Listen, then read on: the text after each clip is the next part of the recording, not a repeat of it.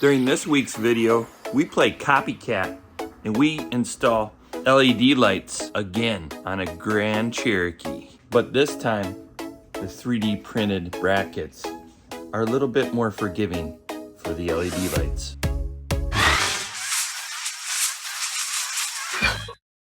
Welcome back to the channel. Today is going to be 2.0 on the LED light install on these Grand Cherokees. We've already did my daily, this 97 Jeep Grand Cherokee, but now we got a buddy's Grand Cherokee in the garage, and we're gonna convert his headlights, those nasty, fogged out, poor vision, foggy, grody headlights on his Grand Cherokee today in this video. So you ask, why are we doing this again? You've already seen it on one of our other videos of us doing the LED conversion on the Grand Cherokee. So why do it again? I got two reasons. One, James Prints, who makes this 3D printed housing for these 5x7 LED lights, sent us another set.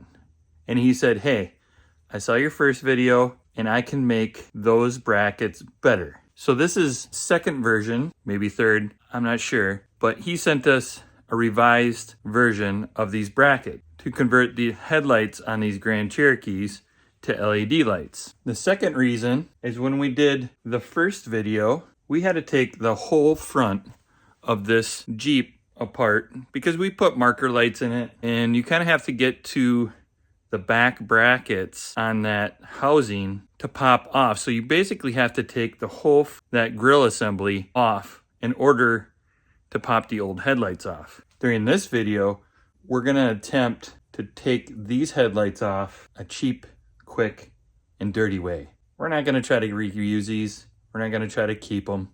So we're gonna hack them up and see if we can pop these headlights off and a little pry bar and try to make this job much easier for you guys. Let's get some tools out and start hacking these old, nasty headlights off this Grand Cherokee.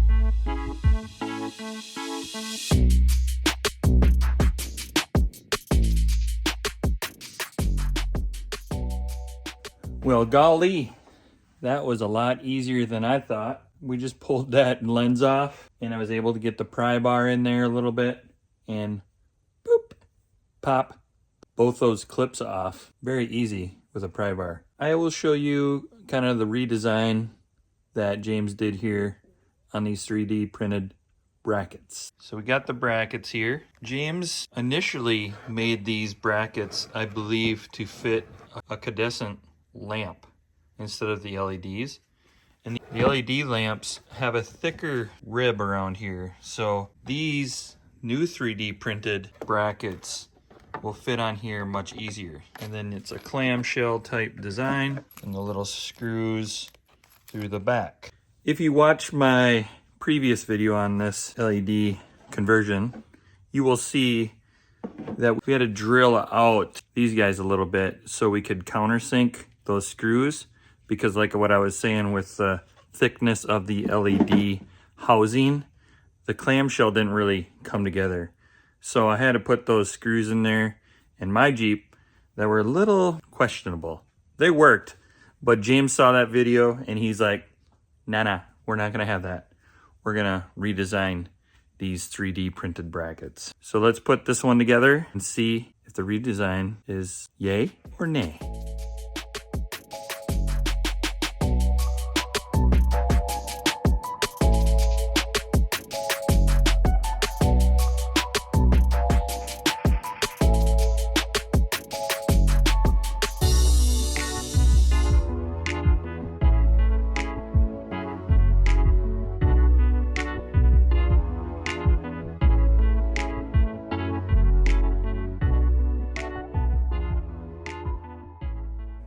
All right, I'm on the struggle bus. I've been trying to put these screws in the housing here for about an hour. I broke one, it cross-threaded.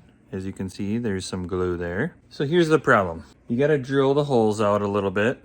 So you gotta drill the holes in so the screw goes all the way through. I tried to just thread the screws in and yeah, that still wasn't working. So I took a drill bit and I drilled out the holes a little bit to give us a little bit of wiggle room. Otherwise the screw wants to tighten the wrong side of the housing. It doesn't want to tighten the nut. And then on a couple of these, the nut gets a little kitty wampus in there and it wants a cross thread. Yeah, and I'm still messing with one. I feel like I got all the screws set in except for one. Yeah, so James, if you're listening, maybe throw an extra nut and screw in your kit that you send out, just in case one of these get cross-threaded. It's probably just me, just on the struggle bus and, you know, having one of those days. I don't remember it being this difficult when I did mine. I knew I had to drill them out. I don't remember it cross-threading and it never broke. So I'm just thinking I'm having a bad day. We're going with that.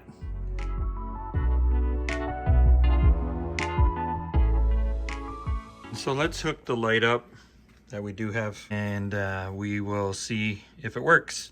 I already know we had to change the cabling pins on this connector for the high beam and the low beam. Put that link in the description below. I will put that video of the first time we did this in the comments below, and you guys can see where we got that cable, that conversion cable, the steps that I did on mine to repin that connector, which isn't very difficult. But we already had to do this one. I'm not going to show you that again in this video because we've already done that in another video. So check that one out below. So I left the old light in there and I got the LED light in there, kind of to show you guys the difference here. And it's really hard to tell on camera, the clarity, it's much better. So there you go, there's the old headlight there on the driver's side. A little better that way. And the same type of lights that I have on mine. Wow, that looks good. So like I said, it's hard to really tell on the video here the difference. So I'll just snap a couple pictures of the new LED light and the old headlight.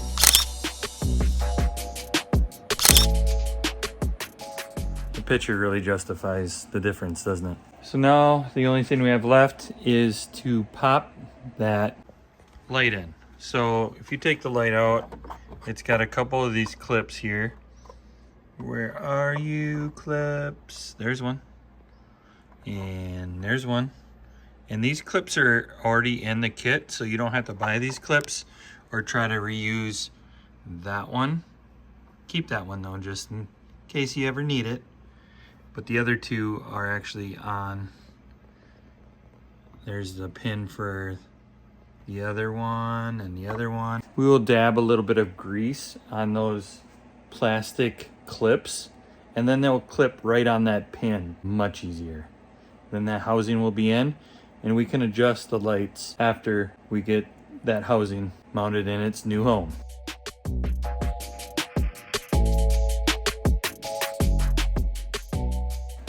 Well, the education continues. Plus, I did keep that little clip that I was talking about. So I got the old T-handle out because, like I said, you have to lube those little clips. The top clip, not a problem. So the bottom one, you can actually kind of see it in there. So you can kind of see what I'm talking about. But the adjuster screw comes through onto that clip, onto the 3D mounted, and it didn't really want to clip in there. So I was pushing on the housing to try to clip it, even though I lubed it. But I adjusted that screw out from in here, adjusted the screw, and it popped. That screw came out a little bit, and I was able to clip that housing in much easier. So we both learned something new today. Now that I have that light in, I can focus on getting this light disassembled, and hopefully, there you go, pops right out. So got that light out too, and we'll put the new one in, and we'll see how cool this Jeep looks when we get it outside.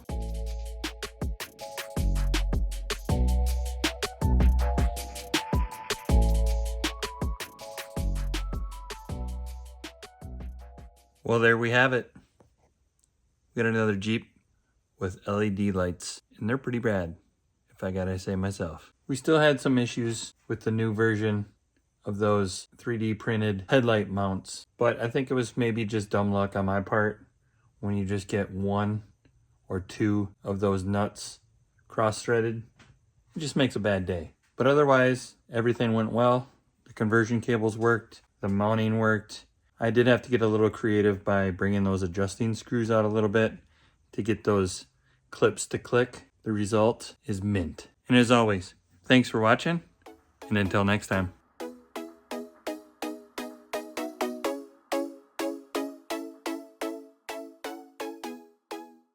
I do have one more project that I want to do for this Jeep for my buddy. So if you want to stick around and check that out, we're gonna crawl underneath here and fix the exhaust for him. But that will be in the morning. If you guys want to stick around for the rest of the video, get this exhaust started. It is a 5.2, so once we get the exhaust dialed in, then we'll do a couple revs and see how this old Grand Cherokee sounds after we repair the exhaust.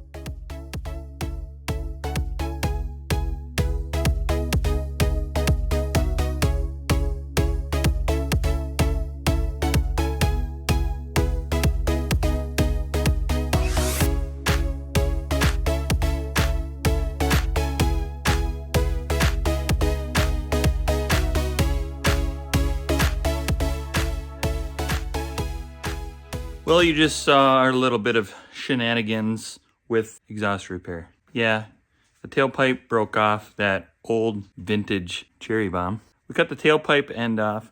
We cut the end off on that cherry bomb. And then found a piece of pipe that I had laying around, some exhaust tubing, and just stuck that in there. Let me go show you what it looks like.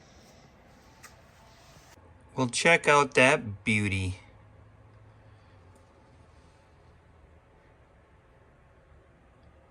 We had a little restriction pipe in there.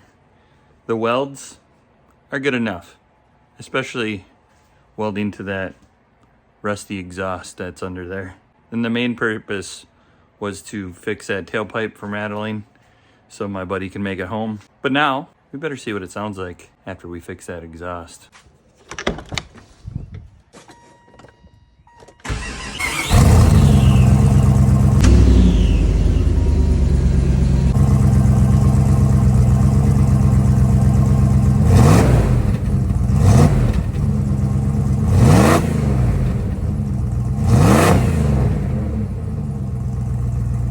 That V8 doesn't sound too bad, does it?